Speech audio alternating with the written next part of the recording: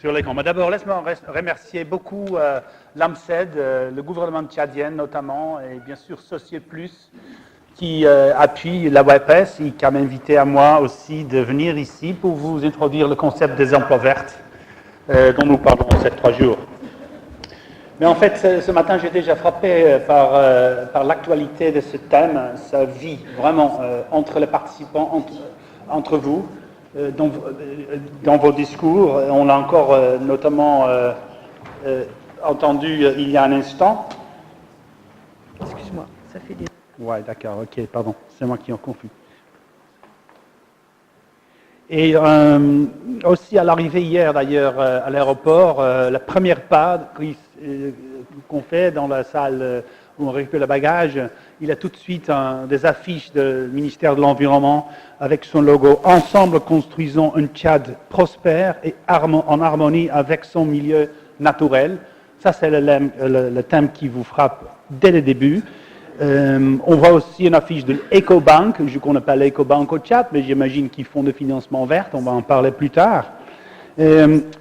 À l'étage, ce matin, en bas, à côté de notre salle, il y avait une espèce d'exposition, je pense, pour le commerce.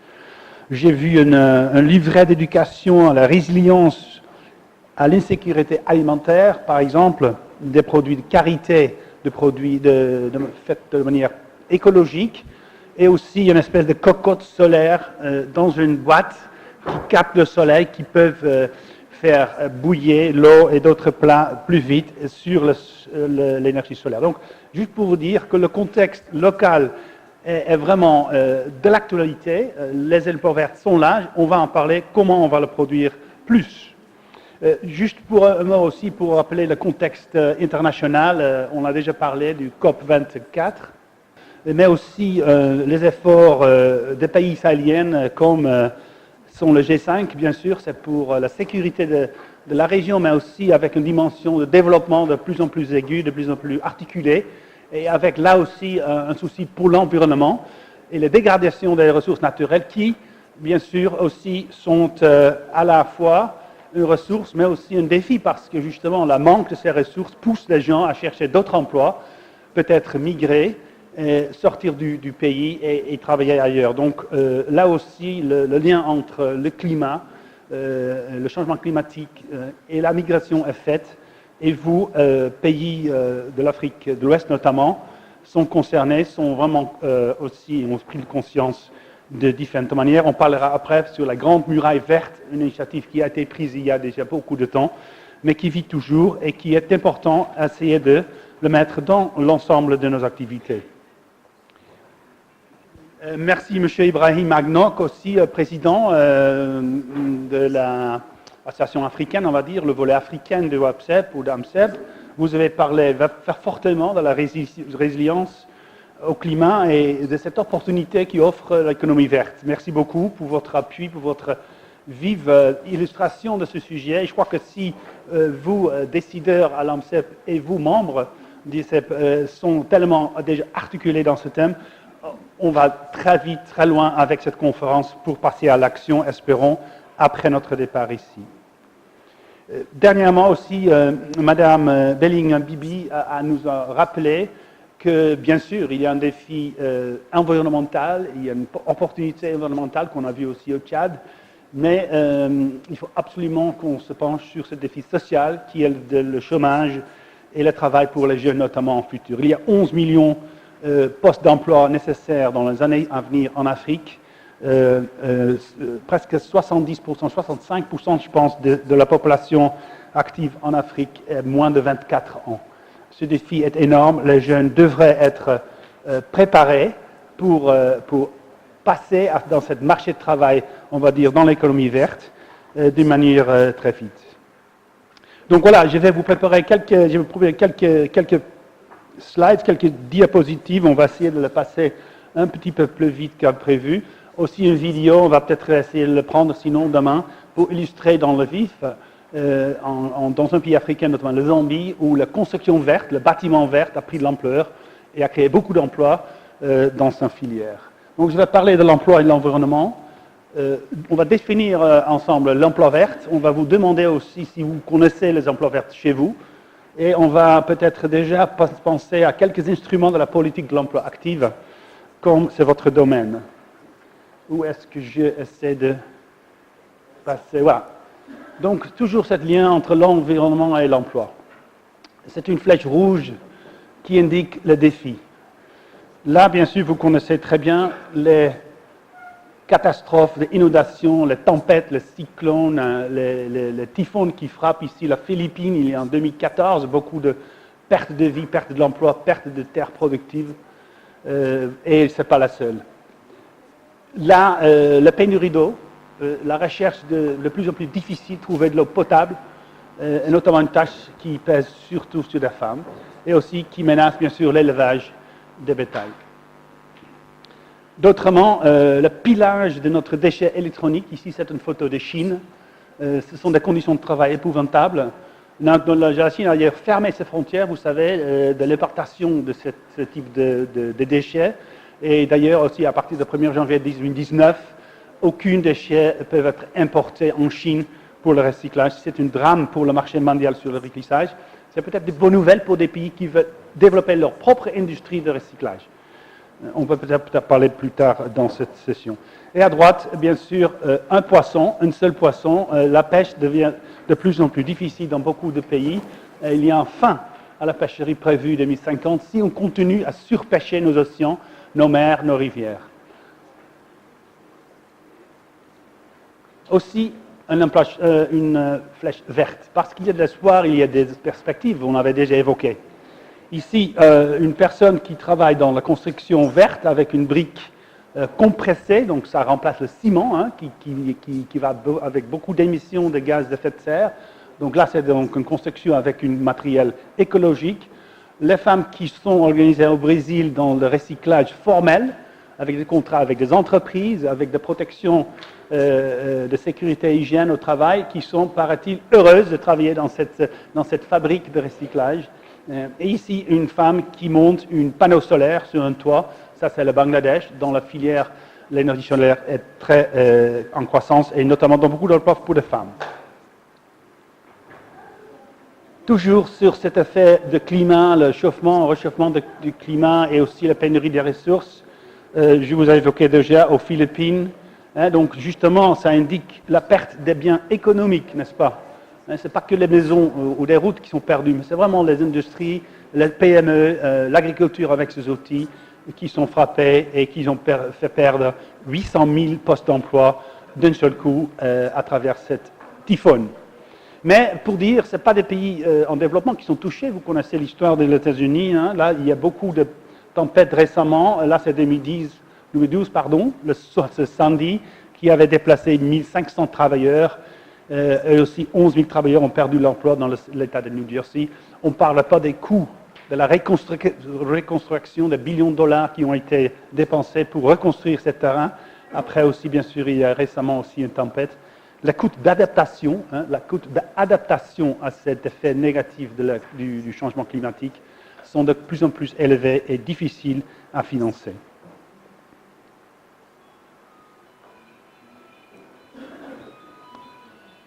Un élément important pour l'Afrique, parce que l'Afrique dépend beaucoup de l'agriculture, c'est la hausse de la température et le stress thermique qui va avec. Il y a une étude qui a montré que ici, 2050, si la température va monter d'1,5 degré, dans différentes zones du pays, on va perdre jusqu'à 4,6% de la productivité des gens. Pourquoi? Parce que les gens travaillent dans l'air libre. Je peux revenir? Dans l'agriculture, notamment, bien sûr, c'est trop chaud. De temps en temps, il fait trop chaud pour travailler. Et aussi, la cultivation va souffrir de cette température de temps en temps irrégulière, qui vont aussi avec le climat de précipitation qui change.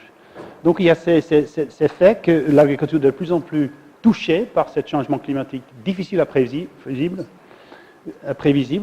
Et les contraintes sont importantes parce que justement les agricultures n'ont souvent pas d'accès aux technologies nouvelles qui sont Climate Smart, par exemple, qui vous enseignent comment traiter les plantes, comment mieux se défendre et planter peut-être des semelles améliorées, qui sont plus résilientes contre le changement climatique, et ceux qui ont perdu les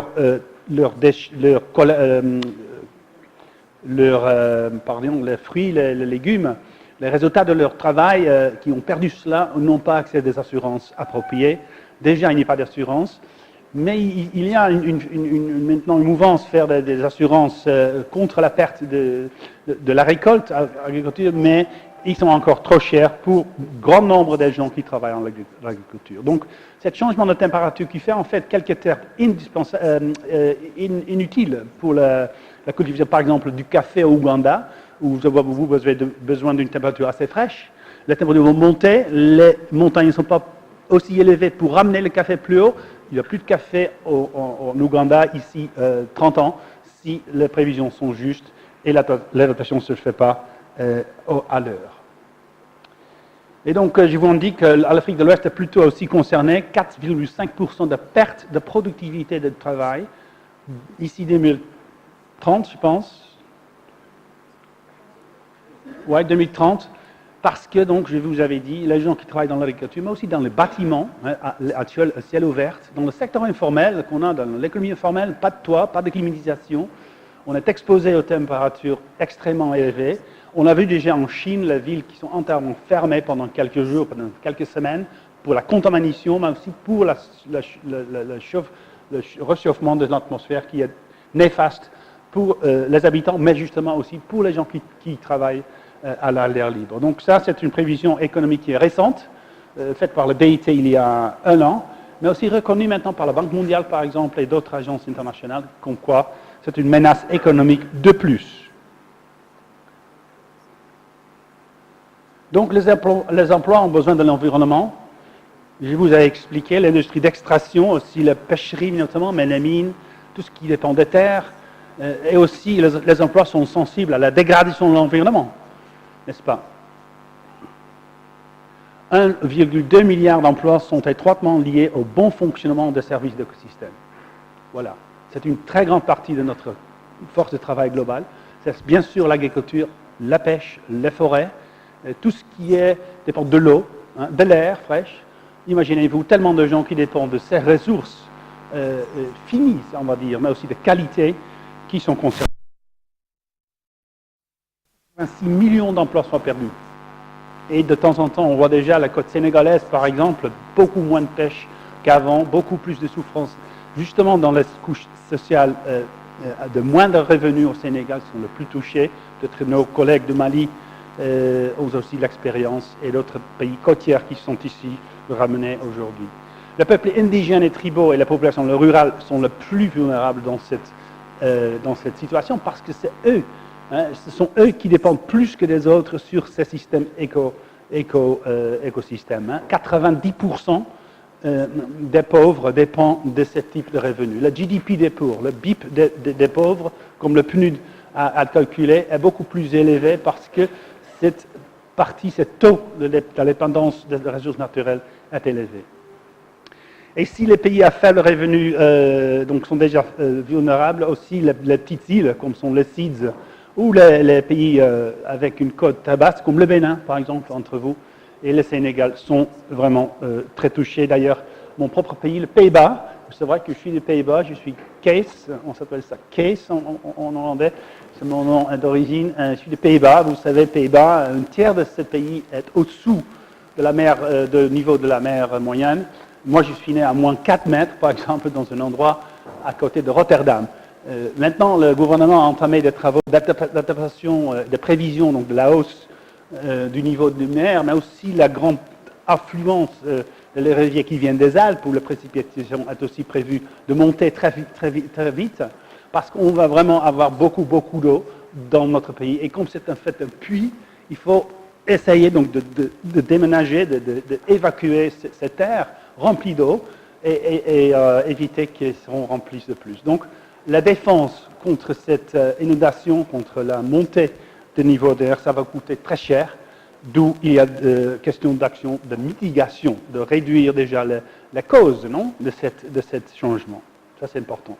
On va y arriver. Il y a ce défi environnemental d'une partie, beaucoup d'États déjà, aussi la perte économique et le sous-chômage, et surtout, je le répète, en Afrique, les jeunes qui sont les plus concernés, un défi déjà grand, très grand. Vous faites vos efforts comme agence de promotion de l'emploi, les ministères, je les connais parce que je travaille au BIT pendant des années. On a beaucoup travaillé avec vous dans beaucoup de pays. Les efforts sont courageux, mais il en faut beaucoup plus. Et est-ce que cette économie verte, ces emplois verts, cette nouvelle voie, est-ce que ça va nous aider à créer de plus en plus d'emplois pour ces jeunes et pour d'autres? Et moi, je dirais que oui. On va vous montrer cela. C'est vrai, c'est possible. Ça ne va pas résoudre le problème. Ça ne va pas résoudre tout le chômage. On peut peut-être rajouter 2, 3, 4, 5, peut-être 10% sur le marché du travail. C'est beaucoup, c'est important, surtout si c'est pour des jeunes. Mais ça ne va pas aider parce que les problèmes sont plus graves. Donc il faut travailler aussi dans d'autres domaines, bien sûr. Je veux dire, la priorité est l'emploi vert parmi les autres.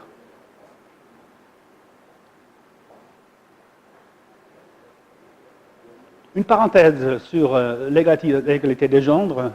Tous ces effets climatiques négatifs sont touchés, qui touchent la population d'une manière ou autre, sans discussion de genre, bien sûr. Le climat change pour tout et pour toutes.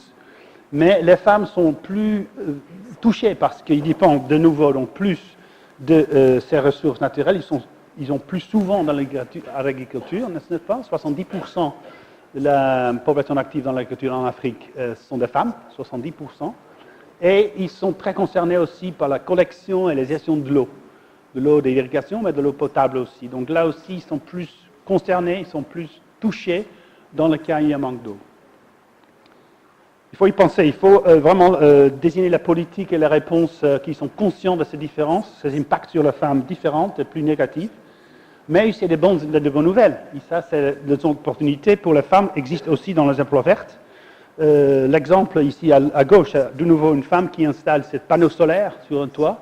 Elles peuvent le faire, elle est formée, elle a été formée, elle est technicienne et vend des panneaux solaires dans un pays qui est l'Asie, le Bangladesh.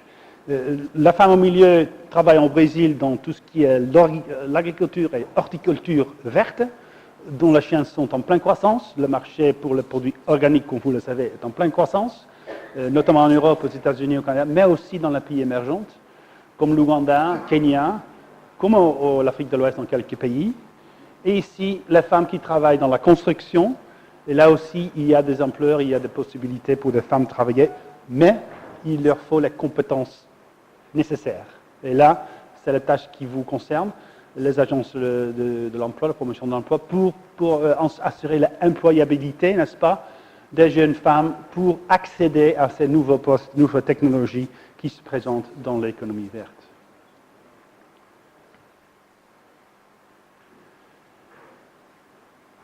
Ça, c'est une modélisation macroéconomique qui a été faite par les Nations Unies pour l'environnement, UNEP à l'époque.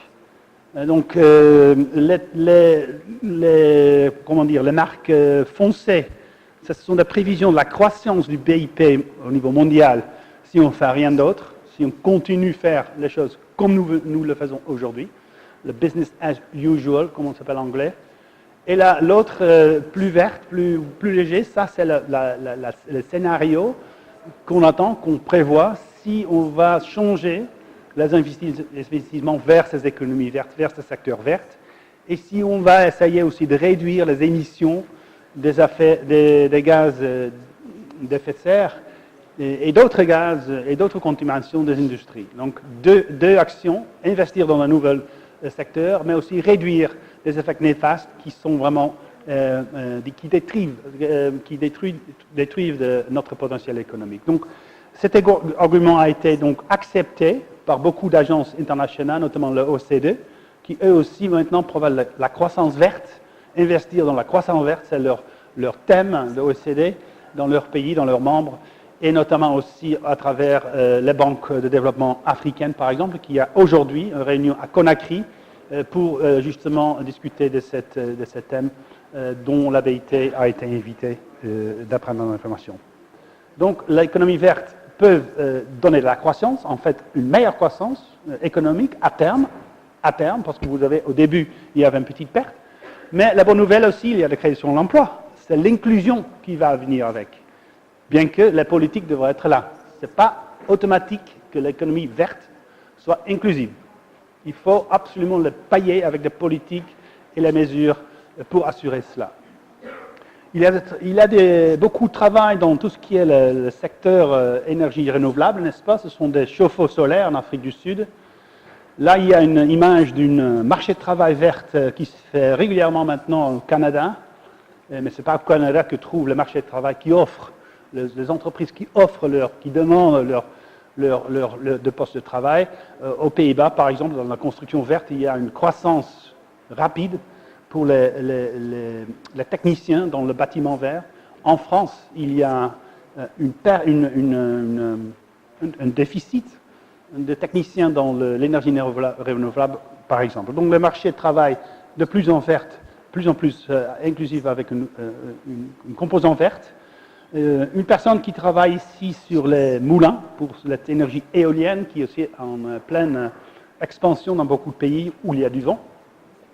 Et encore, quelqu'un qui travaille dans la canne à sucre, en Brésil, où les déchets organiques, les déchets des plantes de sucre, de canne, sont utilisés pour la production de biomasse qui va de nouveau donc donner de l'énergie.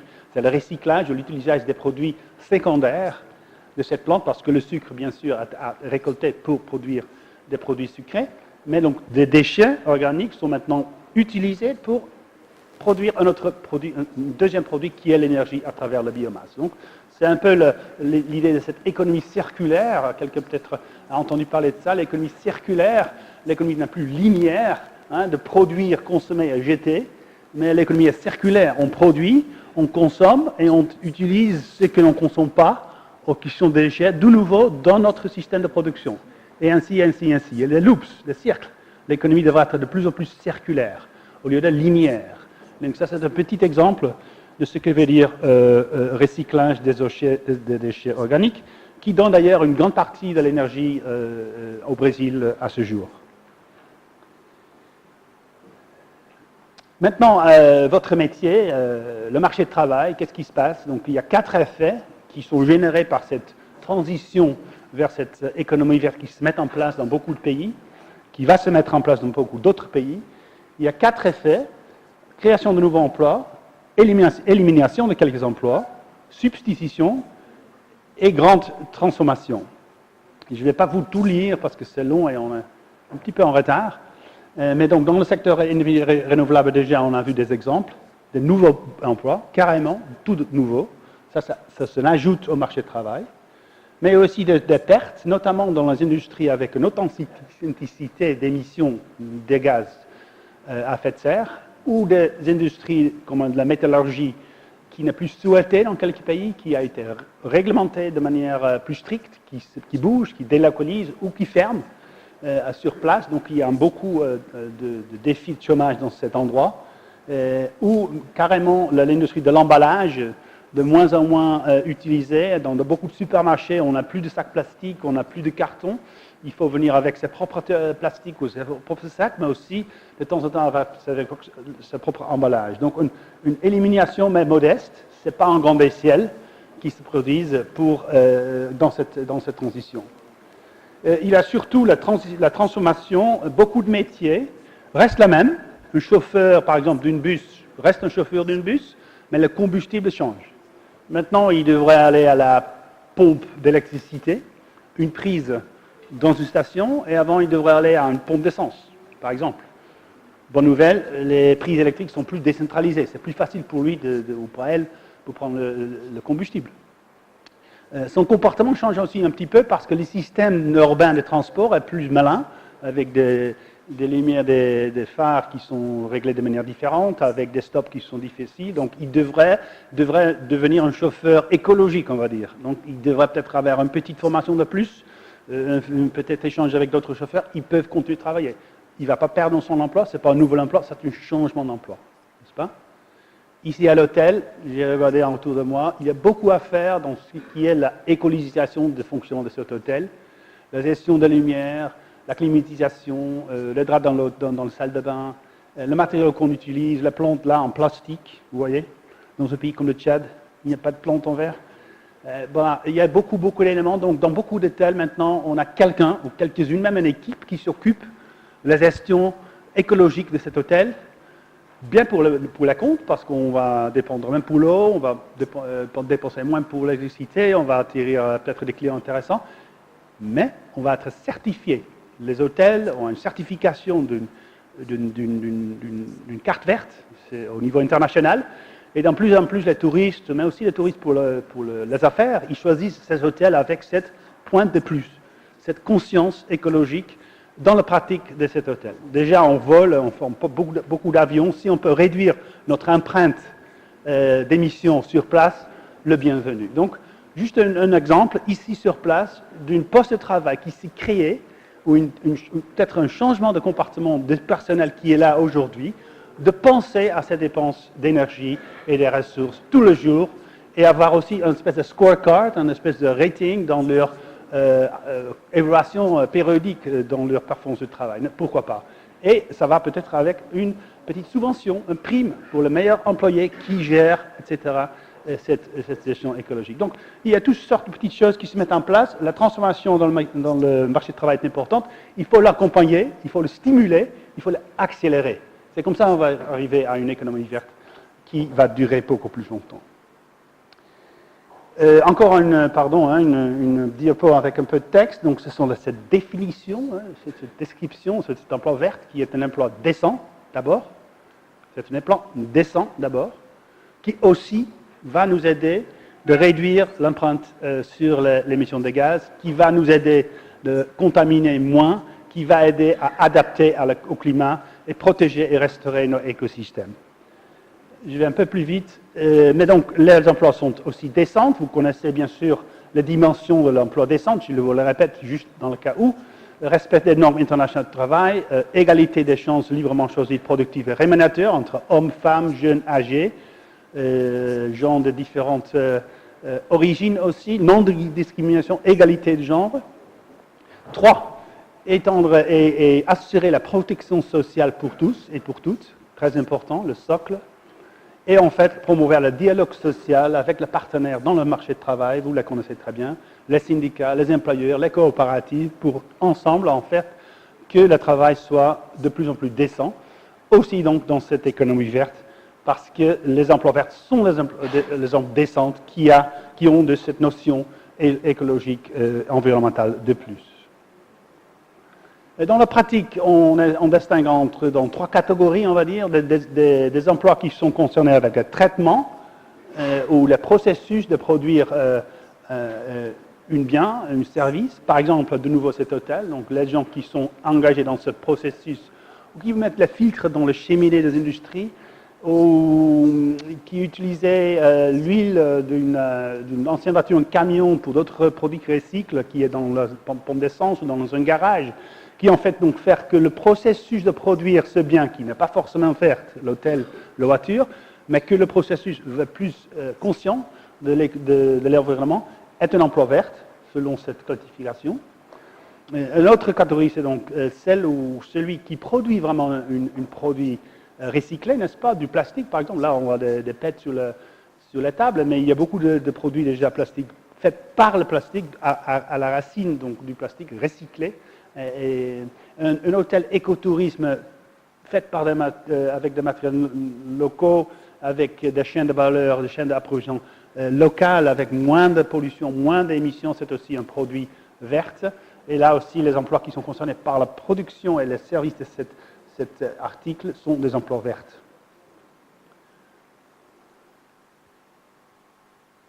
Deux exemples, vite fait. De nouveau, je parlais déjà de cette filière de la construction verte. C'est une maison de démonstration, donc faite par ces briques comprimées de la terre locale qui remplacent le ciment. Le bois, vous ne voyez pas trop bien, c'est un bois qui vient d'une plantation de reforestation qui remplace le teck. Il y a tout de suite le câble pour récolter de l'eau de la pluie dans ce conteneur. Il y a une parabole pour les communications électroniques, de communication, et aussi, vous ne voyez pas trop, mais un capteur d'énergie solaire. Donc, Le bâtiment même est construit de matériaux environnementaux bien, soutenables, durables. Ça ne nuit pas aux forêts, ça ne nuit pas à l'émission, ça ne donne pas des émissions, mais aussi l'usage même, dans son fonctionnement, est verte parce qu'on réutilise l'eau, on capte l'énergie solaire et on essaie d'être isolé. Les toits sont isolés, ça ne se voit pas trop, mais c'est une maison bien isolée, c'est la Zambie, il peut faire froid. Donc c'est cette petite maison modèle qui a été construite avec toute une filière dedans, avec les PME dedans, qui sont formés dans l'utilisation de ce matériel. Justement, le vidéo a montré cela, on va peut-être essayer de le montrer demain. Mais aussi, il y a un marché, parce que vous voyez, la Zambie a des mines, beaucoup de mines de cuivre, et là, il y a beaucoup de gens qui devraient être logés, et ça c'est un coût pour ces sociétés de mines, et qui ont acheté ce modèle, qui ont répliqué ce modèle chez eux. Donc maintenant, il y a des milliers de ce type de maisons accessibles pour les travailleurs dans les mines, par exemple. Un produit de plastique recyclé, c'est une machine à recycler la plastique. Vous ne voyez pas très bien, il y a un poteau quelque part qui est sorti là. C'est un poteau de plastique, c'est juste un poteau comme ça, qui est utilisé maintenant pour barrer les routes comme ça, pour entourer les parcs naturels qu'on a beaucoup au Kenya. Il y a des Kenyans dans votre maison, dans notre salle peut-être. C'est une entreprise avec beaucoup de succès à Nairobi, gagné des primes. Parce que avant, le métal, les poteaux en métaux se sont volés sur les roues par des gens qui utilisent ces métaux pour d'autres buts. Donc en remplaçant ces métaux par ces poteaux en plastique, il n'y a plus de vol. Et c'est un marché en pleine croissance aussi pour les maisons particulières, justement pour faire la clôture. Donc simplement reculer le plastique qui était gratuit pour cette dame qui emploie maintenant des centaines de personnes dans son entreprise. Je sais que je suis un peu lent et je vais essayer de passer cette question que je vous avais voulu poser autour des tables. On aura peut-être la chance de la réfléchir après. Dans quel pays, dans votre pays, est-ce qu'il y a des développements verts, oui ou non? Et est-ce que ces types d'emplois sont en croissance, en décroissance, en stabilité? J'aimerais bien parler avec vous, mais aussi vous laisser parler entre vous sur cette question. Maintenant, on arrive donc à la réalité ici, à l'Afrique de l'Ouest. Des études ont été faites pour des pays comme le Burkina, le Ghana, le Rwanda, le Sénégal. De nouveau, ce secteur dont on a parlé déjà beaucoup, énergie renouvelable, restauration de terres et écosystèmes, l'habitat ou le logement durable, l'aquaculture, la gestion forestière, agriculture durable. Ça, ce sont des secteurs préconisés avec des possibilités, de nouveaux emplois, on va dire, verts.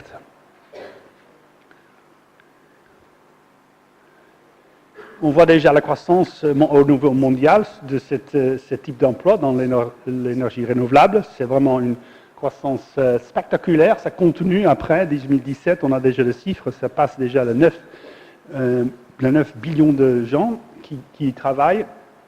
C'est notamment en Chine. On le sait, ils exportaient beaucoup de panneaux solaires, même aussi peut-être chez vous, là, en Afrique, j'imagine, mais aussi au Brésil et aux États-Unis maintenant de plus en plus. Il y a un potentiel en Afrique du Nord. On a parlé ce matin avec de cela, je pense. La Mauritanie, et notamment le Maroc et la Tunisie ont déjà beaucoup d'installations pour capter l'énergie solaire. En Afrique aussi en pleine croissance. Ça, sont des chiffres à avoir sur le site IRENA, I-R-E-N-A, IRENA. C'est mentionné ici. C'est l'Agence internationale pour l'énergie renouvelable qui produit tous les ans ce rapport très instructif sur l'emploi. Il y a beaucoup de détails par pays, par genre, etc. IRENA, à voir chez vous, de retour dans chez votre ordinateur. Mais tout cela amène aussi un changement des besoins de compétences. Et ça, de nouveau, je reviens vers vous, vers votre propre métier, vos occupations, vos mandats.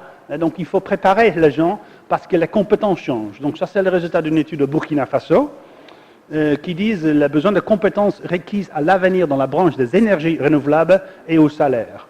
Donc, on a un sondage parmi les employeurs, parmi des entreprises, et on a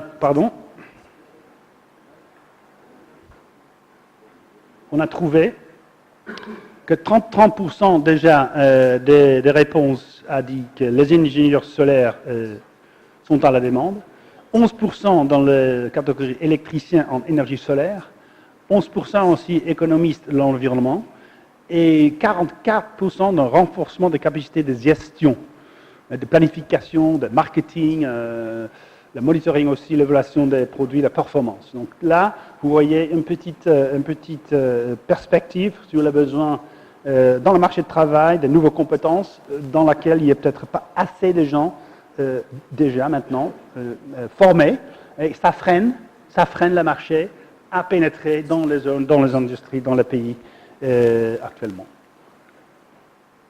Et donc j'arrive vraiment à la fin de ma présentation. Ça c'est donc un ensemble des outils, des domaines, des politiques actives de la promotion d'emploi, n'est-ce pas? On a la formation, expérience au travail, vous connaissez bien la catégorie, subvention aux emplois, ou subvention aux chargés sociales, la promotion de l'entrepreneuriat, très important. J'y reviens peut-être plus tard, demain, dans la transformation de la chaîne de valeur de l'agriculture. Il y a beaucoup de possibilités pour promouvoir l'entrepreneuriat entre les jeunes. Le programme de public d'emploi, travaux d'infrastructure, et l'assistance à la recherche d'emploi, accompagnement, coaching, apprentissage, etc. Donc tout ça demain, vous êtes bien familier avec ça. Et j'ai essayé de poser un petit peu les dimensions vertes là-dessus. Donc, dans ce côté gauche, on voit l'amélioration de l'employabilité de nouvelles occupations vertes. Par exemple, celui qu'on vient de voir pour le Burkina, dans tout ce qui est l'énergie renouvelable, mais aussi dans l'agriculture. On a besoin d'énormément de formation à la compétence nouvelle pour comprendre et gérer ces nouvelles technologies, ces nouveaux instruments, ces sémences, ces marchés aussi. Et pas seulement entre les paysans, mais surtout entre les leaders de coopératives, les agences de l'information qui vous appuient dans ce métier. Important de faire grande part là-dessus. Inciter la demande pour l'emploi dans le secteur et dans les entreprises vertes. Comme ça, on va donc avoir plus de demandes pour les jeunes qui cherchent du travail. C'est-à-dire, donc, mobiliser vos frères et sœurs dans le ministère de l'énergie, dans le ministère de l'agriculture, dans le ministère du plan, le financement, pour dire financer ce secteur, atterrir les investissements qui sont venus aujourd'hui même en bas de Benelux, je pense, pour acheter vos produits agroécologiques. Et donc, faites l'avant, comme ça, il y a une demande qui donc deviennent des entreprises, des secteurs privés dans ce secteur, qui se traduisent à une demande d'emploi compétente. Et donc à la fin, troisième volet, protection sociale et environnementale à la fois, et développement local, quand tout ce qui est le programme de public dans l'emploi des travaux d'infrastructure. Ça, c'est un volet très important. La grande mutuelle peut être un but pour ce type d'engagement, des jeunes, temporaires ou plus longs, mais il faut de l'argent, il faut financer ces programmes de programmes publics d'emploi, vous connaissez mieux, à haute intensité de main-d'œuvre, qui donnent beaucoup de travail de main ou simple. Mais si on vise donc ces programmes qui sont souvent visants pour la protection sociale, n'est-ce pas, pour donner un certain revenu aux foyers plus défavorisés, mais si on les oriente vers donc la durabilité environnementale, l'érosion, l'irrigation, mettre les routes plus durables, ça, il y aura un gain de deux côtés. Dernièrement, sa conclusion, le changement climatique nuit aux emplois et à moyen de subsistance, on l'a vu au début, mais la transition offre des potentiels de création d'emplois. La transition n'est pas une tendance d'aujourd'hui, ad hoc, ça ne va pas passer comme ça, mais c'est un moteur de changement économique structurel. Ça va rester, ça va être de plus en plus important, comme d'ailleurs la digitalisation, vous l'avez évoqué ce matin, et la tendance démographique. Ce sont des facteurs, des éléments clés dans la structuration de nos économies au niveau global. Et ça se traduit donc de nécessité d'avoir des politiques d'emploi actives, anticipant ces changes, accompagnant ces changes, pour faire donc ramener la réallocation, la réqualification des travailleurs qui vont perdre leurs emplois d'une manière ou autre, soit dans les mines, etc., mais aussi peut-être dans le secteur d'agriculture où il n'est plus faisable de cultiver ce type de plantes, de récoltes, ou comme dans la pêche, accompagner ces gens pour faire d'autres emplois, promouvoir l'éco-innovation et la diffusion de technologies, développer des compétences, je l'avais déjà dit, et j'y reviens de nouveau, entamer les programmes d'emploi public pour la durabilité environnementale, les travaux verts, comment ils sont dotés, et pour faire un emploi à la grande échelle aux ménages à faible revenu. Voilà, ce sont des initiatives qui sont déjà sur place. Ce n'est pas moi qui les ai inventées, c'est mon collègue, ancien collègue, M. Moustapha Kamal Gay, qui gère le programme des emplois verts au BIT. Voilà, à droite à gauche, M. Gay. Peut-être quelques-uns de vous le connaissez, je peux vous donner ses contacts. Il travaille avec le Forum international de jeunes entrepreneurs financé pour le Canada. On a parlé de IS, l'initiative sahélienne 3S, Sustainability, Stabilité et Sécurité. La Grande Muraille Verte, l'initiative africaine pour les îles. Il y a plein d'initiatives. De temps en temps, il n'y a pas d'emploi. Vas-y, parlez avec ces gens, essayez d'insérer le volet d'emploi, utilisez-les et les fonds pour créer plus d'emplois verts. Merci beaucoup. C'est la fin de ma présentation. Si vous voulez parler, je suis prêt à vous.